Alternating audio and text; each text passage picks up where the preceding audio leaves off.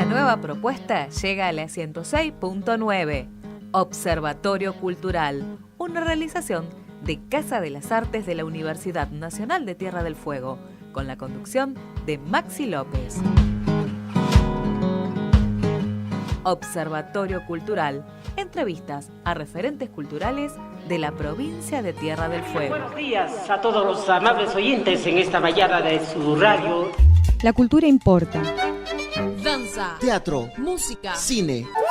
Nuestra ciudad. Apostando por la música. Es arte y cultura. El arte y la cultura. Se convierte también la zona. Un despliegue de artistas y gestores culturales. Una suerte de polo cultural. En ella vibra la identidad. Eso es muy valioso. Sean bienvenidos. Esto es Observatorio Cultural, una realización de Casa de las Artes para la UNTDF. Soy Maximiliano López y los invito a conocer a los referentes culturales de Tierra del Fuego. 1, 2, 3. Estamos acá en Observatorio Cultural, el programa de Casa de las Artes de la Universidad de Tierra del Fuego, en la radio de la universidad, acompañados de Jorge Bernard, un artista visual referente acá de la región, y lo invitamos a que se presente, que diga de dónde viene, hace cuánto que está acá en Tierra del Fuego. A ver, hola Jorge. Hola, ¿cómo andás Maxi? Muchas gracias por la convocatoria, venir a la radio a conocer acá esta maravillosa casa. Tuve el placer de recorrer un poco y me encantó, la verdad que está muy bueno. Observatorio Cultural, entrevistas a referentes culturales de la provincia de Tierra del Fuego. Bueno, mi nombre es Enrique Jorge Bernard Sedelmayer, tengo ascendencia alemana, francesa y mapuche. Ajá. Así que es una mixtura interesante que tiene que ver también con un poco con la obra que yo produzco, porque tiene por ahí raigambre, algunas cosas europeas, muchas cosas americanas, que influyeron mucho cuando me enteré que tenía esa sangre mapuche, esa sangre originaria, porque un poco como lo tenía negado, digamos, en mi familia. Y bueno, eso influyó bastante en mi obra. Yo te cuento, dibujo desde que tengo memoria. De los 5 años empecé a dibujar y a pintar, y empecé a tomar clases en talleres culturales en la ciudad de Mendoza, muy parecido a los talleres culturales que se dan acá en la provincia de Tierra del Fuego, y talleres gratuitos en los que aprendí a dibujar con un gran dibujante que se llamaba José Martí, un artista plástico de la ciudad de Mendoza, y a partir de ahí no paré de trabajar, seguí dibujando siempre en la escuela, en la secundaria haciendo los dibujos para mis compañeros, porque era medio como el referente del dibujo y de la plástica. Allí empecé a tomar clases con mi maestro de plástica, que se llamaba Horacio Jake. Con él empecé a estudiar y ya me empecé a involucrar un poco más. Después fui a la Facultad de Bellas Artes en la ciudad de Mendoza y tuve que abandonar. Abandoné en tercer año por cuestiones laborales, cuestiones familiares. Nunca tuve un gran apoyo en mi casa para hacer este tipo de actividad. Estaba como más direccionado hacia otras carreras, viste que antes los papás siempre querían que su hijo fuera el médico, el ingeniero, y un poco yo me rebelé a eso y bueno, me tuve que bancar solo y arranqué laburando en la parte publicidad. En la faz publicitaria es lo que me daba, digamos, el ámbito como, digamos, lo laboral. Sí. Y bueno, a partir de ahí empecé a trabajar en agencias de publicidad como freelance, como ilustrador editorial, ilustrador publicitario, y poco a poco empecé a incursionar en el dibujo animado, que fue uno de los temas que me motivó también a alejarme de la facultad, porque era una orientación demasiado academicista. Y a mí me gustaba mucho el cómic, el dibujo animado, todo lo que era la ilustración, las portadas de revistas, de libros, y era como que sentía una falencia en ese sentido en la casa de estudio de Universidad de Cuyo. Ujú. Así que me dediqué a full a eso y empecé a publicar en Chile, publiqué algunas cosas acá en Argentina, en Estados Unidos, como ilustraciones más que todo. Y eso me fue formando, por un lado, digamos, como autodidacta en la parte plástica, porque nunca dejé de pintar, nunca dejé de trabajar y de incursionar en distintas ramas del arte visual. Ujú. A mí hay algo que me llama la atención, es eso también, de cómo vos te vas de un camino hacia el otro. Por ahí sabemos que las instituciones tienen como la parte de educación mucho más formal, mucho más estricto, y el cómic y la ilustración siempre quedan relegadas en las instituciones, y que, como es tu caso, uno tiene que hacerlo de forma autónoma, autodidacta, e ir viendo cuáles son las herramientas, estrategias que utiliza para, si no tenés un maestro al lado, ir aprendiendo esas técnicas. ¿Cuáles fueron tus referentes y cuáles eran las estrategias que utilizabas? O no sé, cuáles eran los cómics que leías, o cómo hacías para formarte y ver las cosas que te interesaban por ahí en una época donde no había internet. Ahora es mucho más sencillo porque uno se sienta en la computadora, busca más o menos lo que le gusta y puede ir como aprendiendo casi en directo, pero años atrás era mucho más difícil. ¿Cómo te las ingeniabas vos para poder acceder a esos cómics, a esas revistas o a esas cosas? Bueno, mira, yo empecé con esto en el año 1980 y precisamente en esa época que empecé a trabajar en agencias de publicidad, en el ambiente de la publicidad, tuve el placer y la suerte, a través de un amigo que es arquitecto, de conocer a Juan Jiménez. Ajá. Juan Jiménez, un ilustrador del cómic y del cine de animación, es mendocino y era director de arte de una agencia de publicidad muy conocida en la ciudad de Mendoza. Yo también era director de arte de otra agencia y a partir de ahí empezamos a relacionarnos, a tener otro tipo de comunicación. Eso a mí me marcó muchísimo. El hecho de haber podido interactuar con él poco, porque él al poco tiempo viajó y no volvió más a Argentina. Sí. Bueno, es así que yo también empecé a intentar conocer gente y ahí me contacté con ilustradores que ya trabajaban en la revista Fierro, una revista que es ochentosa, todavía pero existe. Emblemática. Claro, es emblemática. Pero que ahora incluso es de Página 12, antes era de Ediciones La Urraca, la misma editorial que publicaba La Humor. Ahí es donde conozco a Ciruelo, a Oscar Chichoni, otro gran artista, Juan Sasturain, de Ediciones La Urraca, ¿no?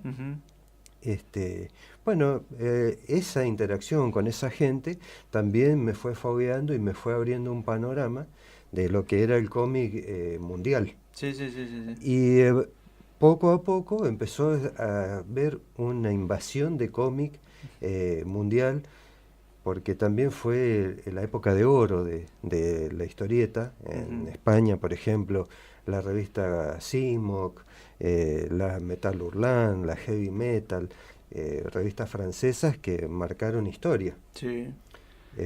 Bueno, en esa época era que nos desenvolvíamos los dibujantes un poco olfateando, como vos decís, rastreando, y todo se producía por cartas, no existía la internet, como vos decís, porque era otra época. Sí.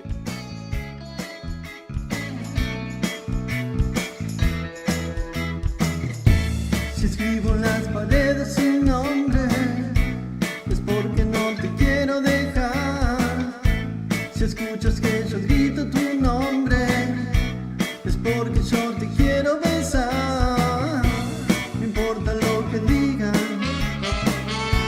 si abro y no me miras, si ríes me dominas, soy tuyo para siempre.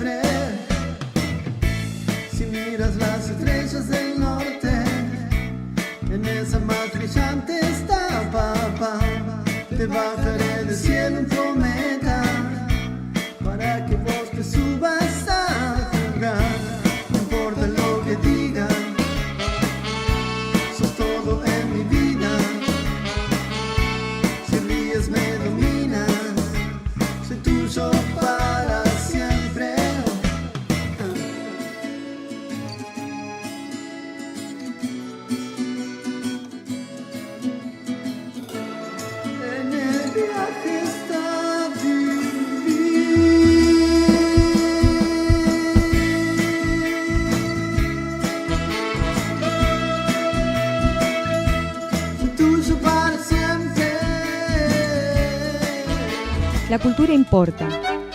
Danza, Teatro, música, cine, nuestra ciudad. Apostando por la música. Es arte y el arte y cultura. la cultura. Se convierte también la zona en Un despliegue de artistas y gestores una culturales. suerte de polo cultural. En ella vibra la identidad. Eso es muy valioso.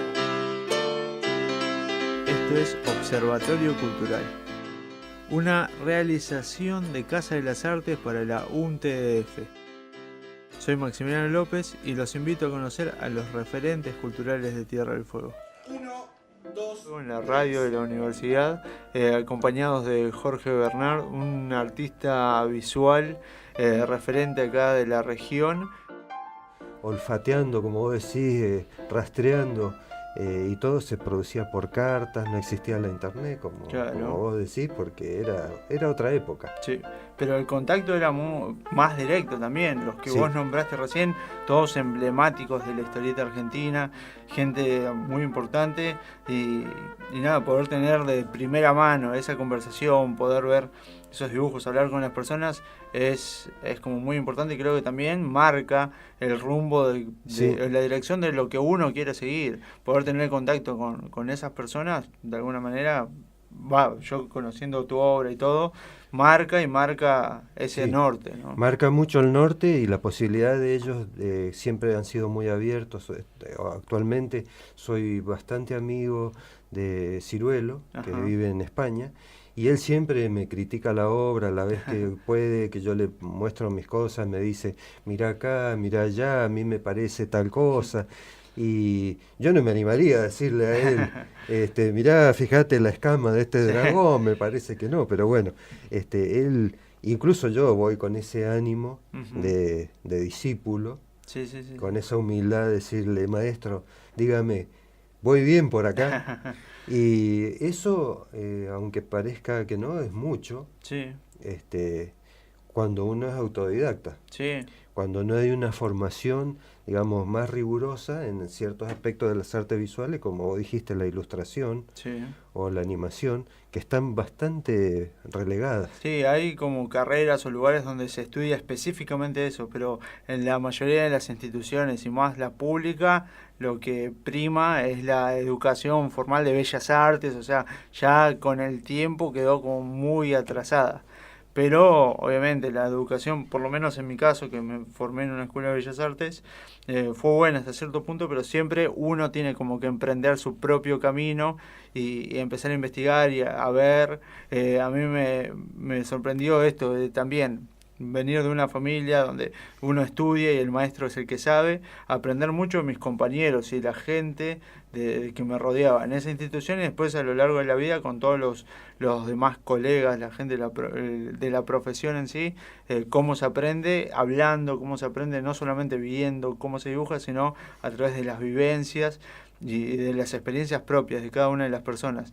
Y un poco de eso a mí me llamó siempre la atención, el uso del color que haces en tu obra. Y con lo que vos contando todo, venir de Mendoza, que es una ciudad con colores particulares, sí, cada uno de los lugares tiene su particularidad, y a mí me llamaba la atención que por ahí Tierra del Fuego con sus colores particulares, vos venías como trayendo una visión distinta, porque se veía de dónde venías con el uso del color, pero también cómo incorporabas ese color a la mitología fueguina. Eso me llamó la atención. ¿Vos cómo en ese sentido lo ves también? ¿Ves que tu influencia de venir de una región como Mendoza recala acá en la obra tuya, en la mitología, en el color? No, bueno, no soy consciente de eso, sí soy consciente de esa formación y de mis gustos que han ido formándome. Y, por ejemplo, para mí ha sido súper, así como influenciando, hablando de la palabra, cómo me influenció todo lo que era la música. El rock psicodélico, el rock progresivo, que siempre ha sido la música que yo escuché, también iba de la mano en una época de grandes artistas mundiales como Giger, Roger Dean, un sello que se llamaba Hipnosis, que también trabajaban mucho con las tapas del grupo Pink Floyd.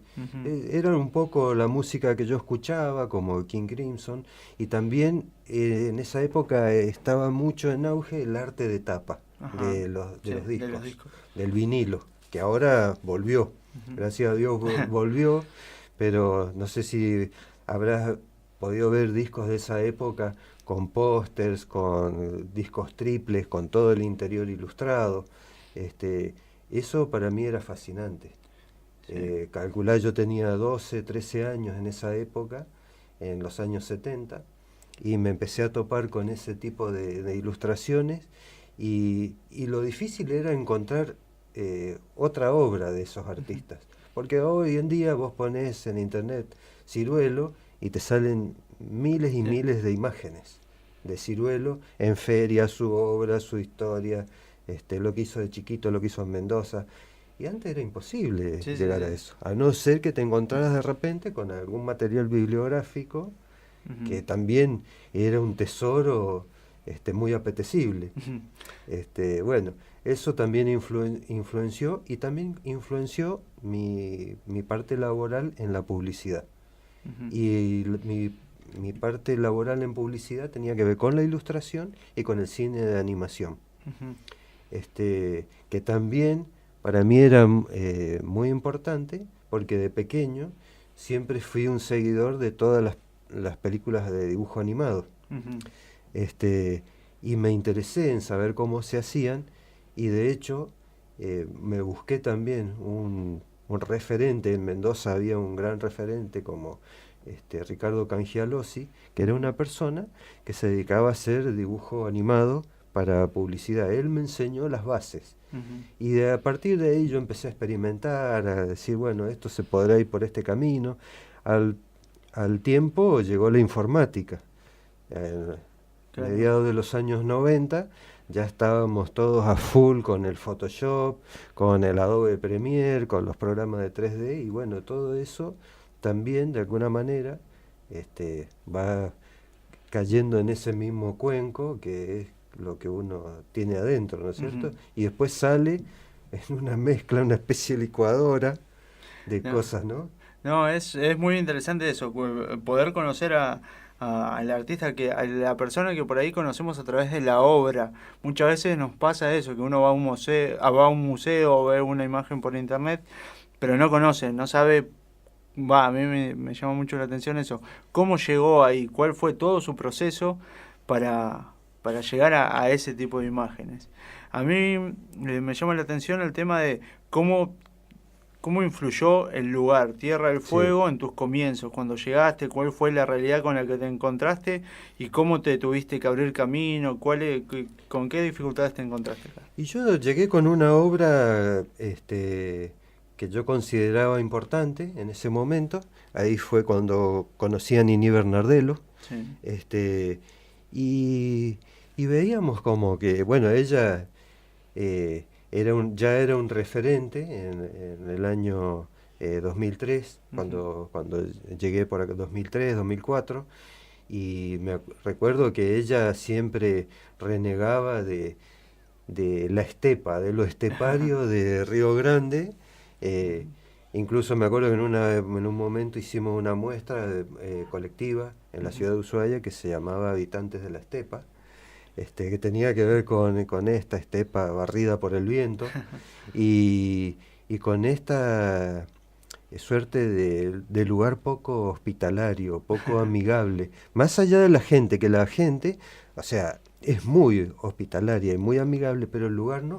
El lugar es como bastante inhóspito, siendo que en mi caso venía como vos decías, de Mendoza, un paisaje bastante más tranquilo, más colorido, donde la gente curte mucho más el aire libre y el sentarse en una vereda a tomar una cervecita, cosas que acá no pasan. Sí. O la ausencia de árboles, de flores, una serie de cosas que, bueno, poco a poco uno se va adaptando y va descubriendo cuál es la belleza del lugar, qué es lo que se esconde detrás de lo helado, de ese viento frío, de esa escarcha. Si hay algo cálido, hay una vida latente, que es lo que yo empecé a descubrir y empecé a descubrir ese pueblo Selknam. Fue de la mano al descubrir que yo tenía ascendencia mapuche. Entonces en mí pegó de una manera contundente. Fue tan contundente que, a decirte que yo tenía visiones de Selknam que me hablaban en la noche, o sueños, sueños recurrentes de Selknam que me hablaban acerca de la mitología, y me empecé a interesar, empecé a estudiar, y leí los libros de Gusinde, y me voló la cabeza ver esa riqueza de ese pueblo prácticamente desaparecido a nivel cultural. Y bueno, empecé a indagar y las imágenes fueron viniendo solas. Sí, es sorprendente eso, la fuerza del lugar, y en tu obra se ve, y a mí me llamaba la atención eso, los colores tan estridentes, o sea, esa potencia del color y cómo se mezcla con la mitología, y la mitología que viene un poco a colación de la pregunta que te voy a hacer acerca de cuáles son los temas a vos que más te llaman la atención, y cuál es la temática que elegís vos para trabajar en la mayoría de tus obras.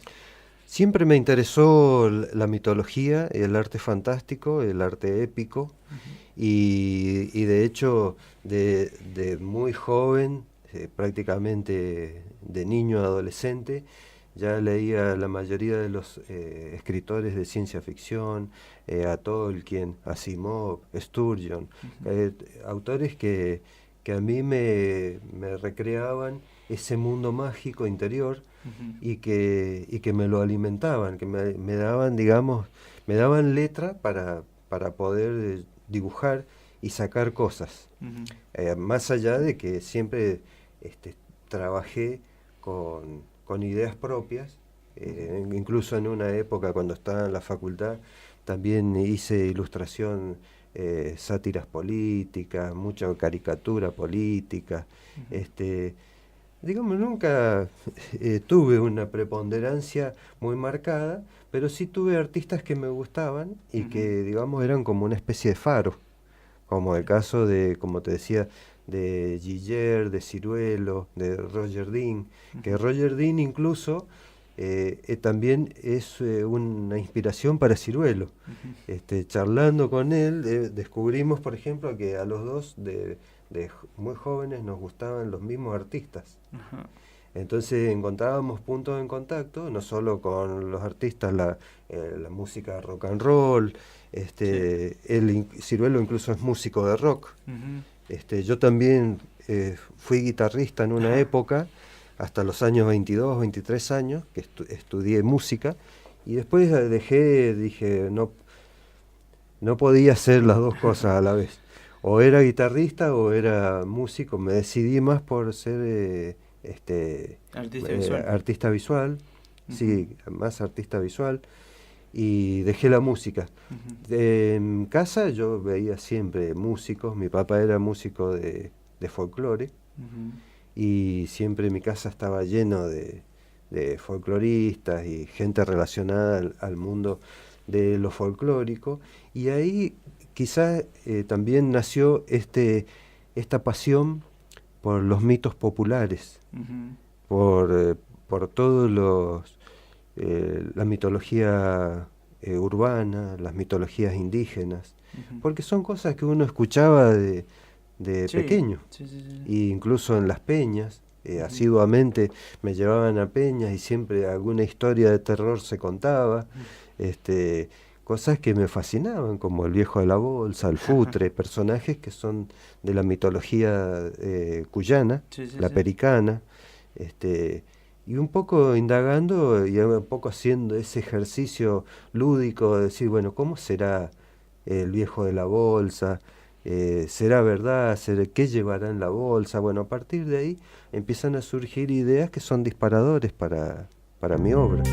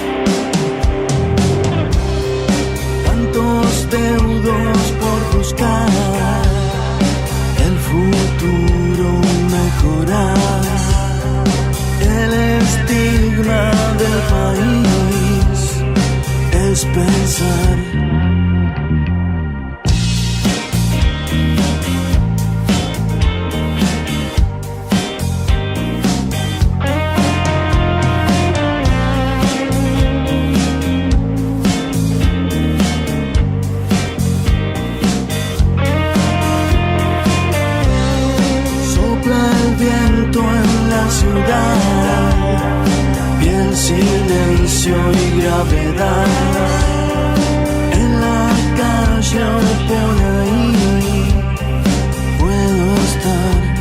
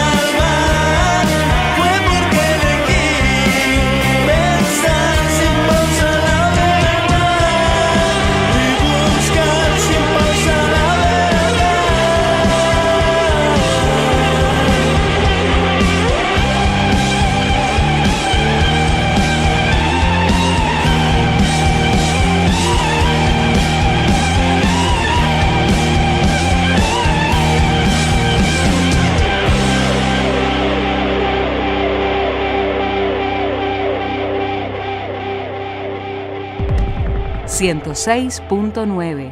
Educación, ciencia y cultura en un solo lugar.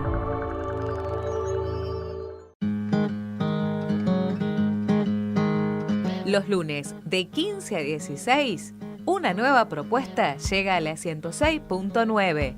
Observatorio Cultural, una realización de Casa de las Artes de la Universidad Nacional de Tierra del Fuego, con la conducción de Maxi López. Observatorio Cultural, entrevistas a referentes culturales de la provincia de Tierra del Fuego, los lunes de 15 a 16. Es difícil decir qué es. En este lugar se recita poesía, silencio. La palabra vuelve a tomarlo todo. Silencio.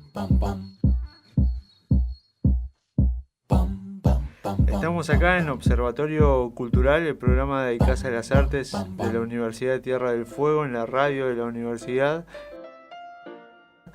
acompañados de Jorge Bernard. Estuve leyendo, investigando un poco. Puede ser que viene ahora un libro, hay está la idea. Contarnos un poco acerca del proyecto, sobre qué temática o cómo se te ocurrió. Bueno, el libro se va a llamar Bestiario de América. Y surgió en un principio a través de la convocatoria de la editora cultural de Tierra del Fuego, presentarlo como un catálogo de obra, porque está dentro de las posibilidades de presentación de obra, una de ellas es catálogo de obra. Y lo presenté como catálogo de obra de esta obra que estuvo expuesta recientemente acá en el Museo Fueguino. Y bueno, en la editora cultural, que está Beto Alem y Federico Marcel, ellos dos, que son re buena onda y que les parecía fascinante el laburo, les parecía que como que algo les faltaba. Me dicen, ¿por qué no le da un poquito una vuelta de tuerca y lo convertís en un bestiario? Realmente el libro se llamaba Bestiario de América, pero no estaba pensado conceptualmente como un libro de bestias, como un bestiario, sino como un catálogo de obra. Es allí que empezó a mutar el libro y se convirtió en un bestiario, como los bestiarios que existían en la Edad Media, que eran libros que retrataban animales mitológicos o imaginarios y que se los retrataban como si existieran realmente y con una explicación moral de su accionar. Entonces esto empezó a cambiar, a mutar mi proyecto de libro de artista, de libro de catálogo, de catálogo, se mutó y se convirtió ahora en un bestiario. Entonces cambió el texto, ahí lo estamos trabajando con Federico Rodríguez, un escritor de acá, de Río Grande. Sí, todavía no tuvimos la oportunidad de tenerlo acá en el estudio, pero tuvimos a Omar, también hablamos de Fede. Sí, bueno, y Fede le puso la mejor onda, así que lo hemos estado corrigiendo sus textos para que mute en un bestiario. Entonces, bueno, eso es el producto que quizás salga a fin de este año. Bueno, es interesante como para tener en cuenta, ir agendando, ir juntando la plata para poder conseguirlo. Estamos en eso, estamos en la etapa de ahora de buscar proveedores. Yo digo estamos, pero está en la editora cultural y nosotros estamos en la etapa corrección y está a punto de entrar a edición en cualquier momento. Es muy interesante eso, la relación también, y a mí me gusta siempre remarcar el tema de cómo los artistas no solamente trabajan en una sola disciplina, sino que se van nutriendo de todas las demás disciplinas, cómo es la relación con la música, con la literatura, por ahí de una concepción mucho más clásica de la pintura. El que hace pintura pinta y no hace nada más, el que dibuja, el que hace danza hace danza, y así cada una, sino que nosotros somos como una especie de esponja que vamos absorbiendo todo, y todo de alguna manera después termina reflejado en nuestra obra. En nuestro caso, o en el caso tuyo, Jorge, la manera en lo que viste se ve de manera visual, por ahí en el de que hace danza a través del cuerpo, pero todas las vivencias, todo lo que nos va pasando termina reflejado en eso, en una obra. Así que está bueno que lo puedas contar, así escuchamos de primera mano cuáles son los caminos que uno tiene que recorrer para terminar donde termina de alguna manera. Así es. Y bueno, te aviso que el camino está en proceso. En realidad no creo haber llegado a ningún lado, solo por ahora a Río Grande. y veremos cuál será la siguiente estación, la siguiente etapa. Pero todo el tiempo esto se está recreando y se está innovando. Por ejemplo, desde hace un par de años con mi hijo Valentín, que es mi hijo menor, empezamos un microemprendimiento que se llama La Madriguera, y todo vino a raíz de una iniciativa que él tenía después de ver la saga de las películas de Harry Potter y de haber leído él todos los libros. Empezó a hacer varitas mágicas y recolectaba varitas, digamos, palitos de sauce, palitos de álamo, y él se hacía sus propias varitas teniendo 7 u 8 años. Y lo hizo por mucho tiempo, por años lo estuvo haciendo, y en un momento dijimos, probemos hacer algo relacionado a esta magia de las películas del cine fantástico y del cómic, y empezamos a elaborar este microemprendimiento que hoy en día es La Madriguera, con el que participamos en las ferias que podemos, y donde nuestro leitmotiv es la fantasía, la ficción, el arte fantástico y lo épico.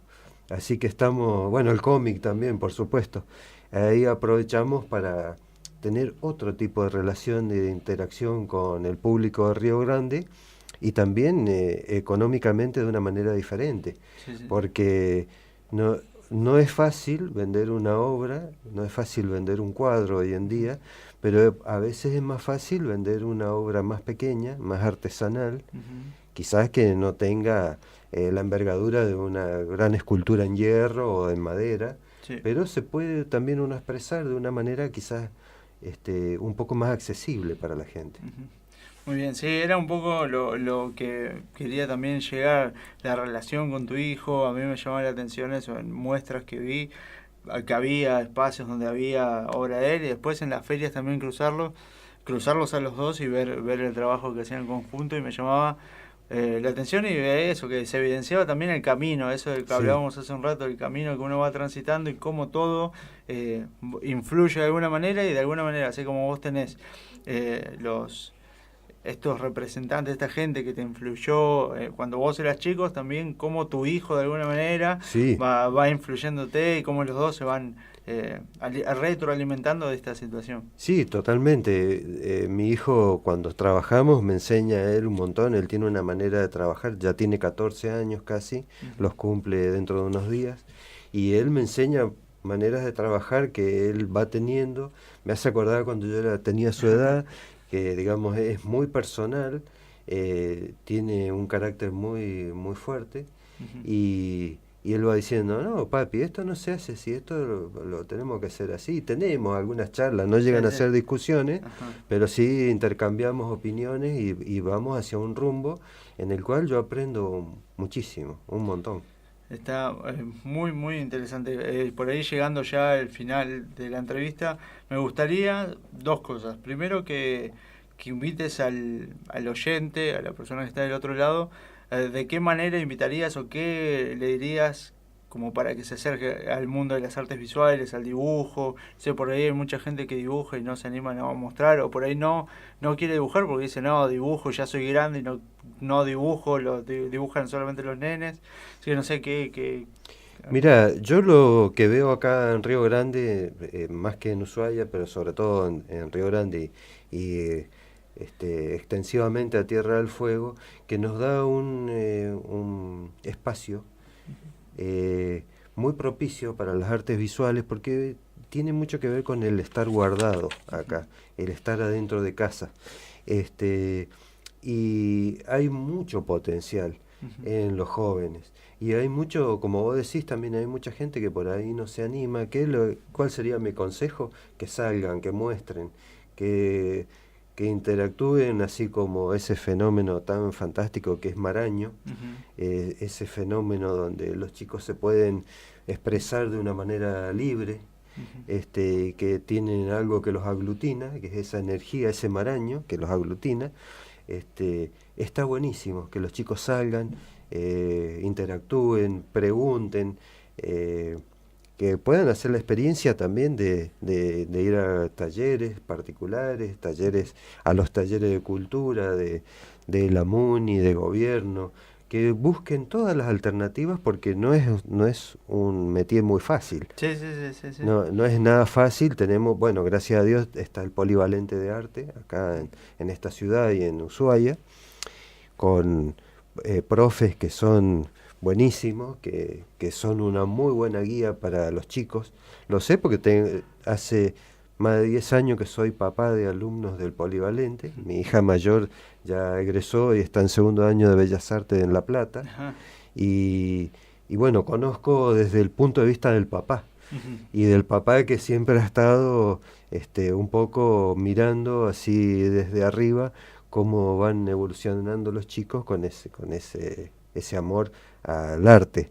Tengo mi hija mayor que está en La Plata, la del medio está en cerámica, en quinto año de Polivalente, y mi hijo menor en segundo. Entonces sé que conozco ese, porque están las veladas, por ejemplo, las veladas de arte, donde ves ese potencial, que los trabajos de fin de año son, algunos son magníficos, incluso hasta de nivel inicial. Siempre me asombran más los de nivel inicial que los de quinto o sexto año. Será porque están más libres de cosas, ¿no? Sí. Así que, sí, yo también veo la energía que hay acá, la potencialidad, y está bueno también que la gente se empiece a animar y escucharlo así de la voz de alguien que es un referente acá, está bueno. Y da como más ganas de salir. Y que se acerquen, yo lo que aconsejo, que se acerquen al Estado, al Estado provincial, al Estado municipal, y que le pidan cosas, que le exijan capacitación, que le exijan talleres, que movilicen un poco. No es un lugar fácil. Sí. Es Río Grande eminentemente es más fabril, es más petrolero que otra cosa.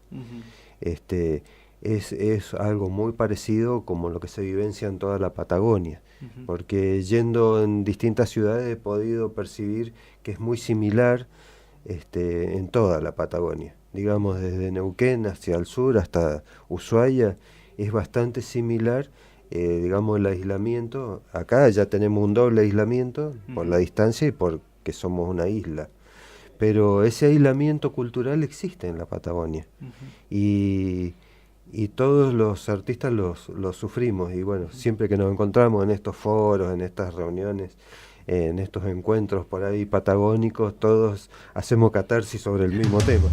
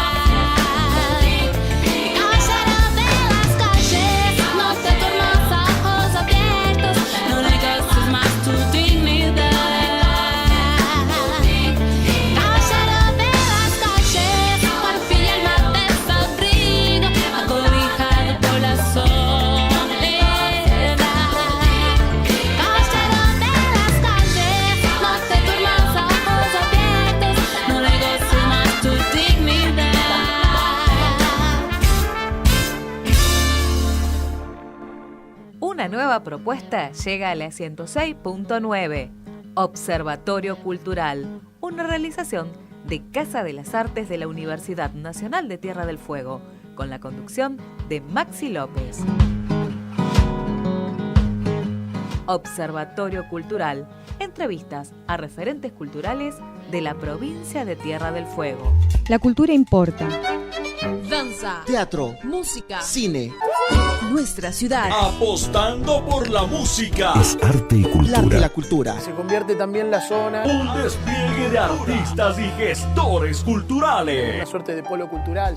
En ella vibra la identidad.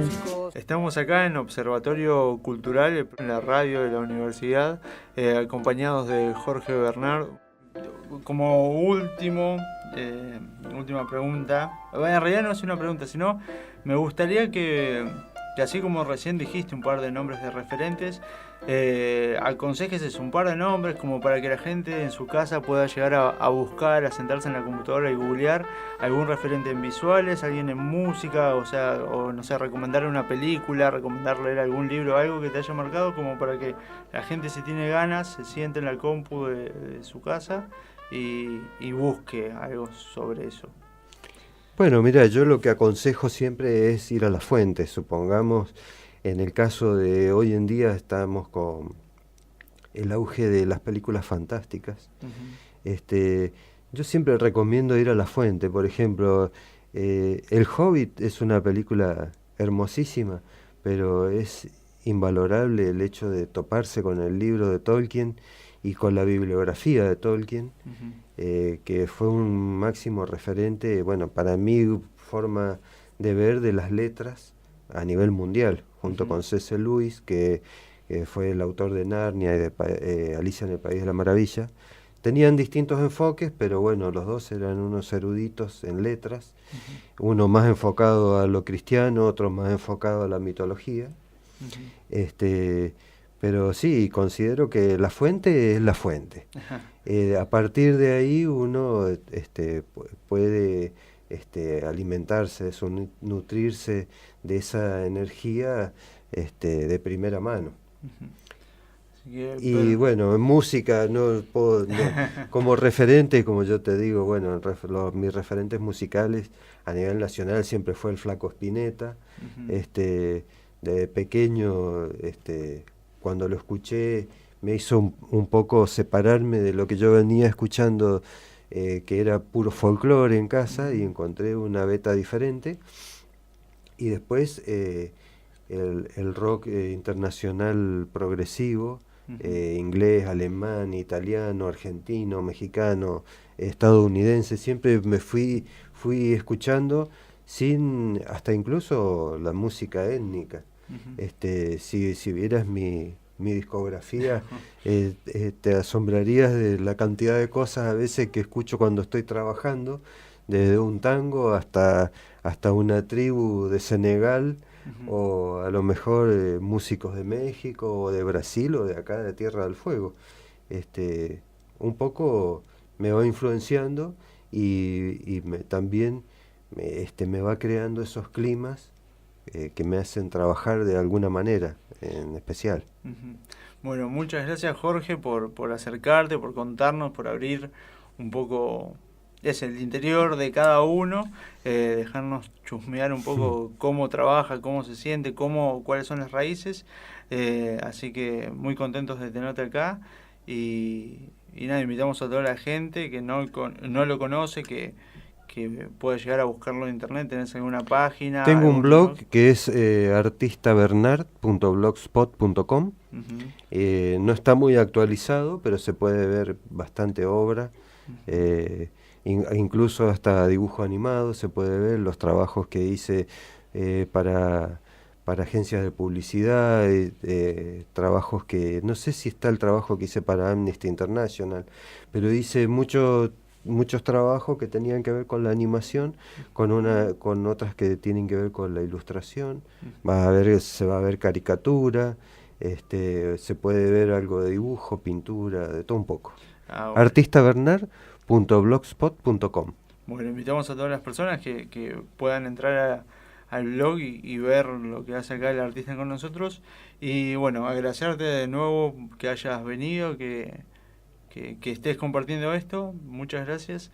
Y bueno, nada, finalizamos el programa de hoy de Observatorio Cultural acá con Jorge Bernard. Bueno, muchas gracias. Gracias, Maxi, y nos estaremos viendo. Sí, un saludo a todos los oyentes de la radio de la UNTDF, y bueno, poniéndole muchas fichas a esta casa de estudio para que bueno esta carrera de licenciatura en medios audiovisuales esté a full, y que consigan todo el presupuesto que hace falta, contra viento y marea y políticas que no sean tan amigables. Así que a poner toda la fuerza. Exactamente. Bueno, muchas gracias, Jorge. La cultura importa. Danza, Teatro, música, cine, nuestra ciudad. Apostando por la música. Es arte y el arte y cultura. la cultura. Se convierte también la zona en Un despliegue de artistas y gestores culturales. una suerte de polo cultural. En ella vibra la identidad. Eso es muy valioso. Una nueva propuesta llega a la 106.9. Observatorio Cultural, una realización de Casa de las Artes de la Universidad Nacional de Tierra del Fuego, con la conducción de Maxi López. Observatorio Cultural, entrevistas a referentes culturales de la provincia de Tierra del Fuego.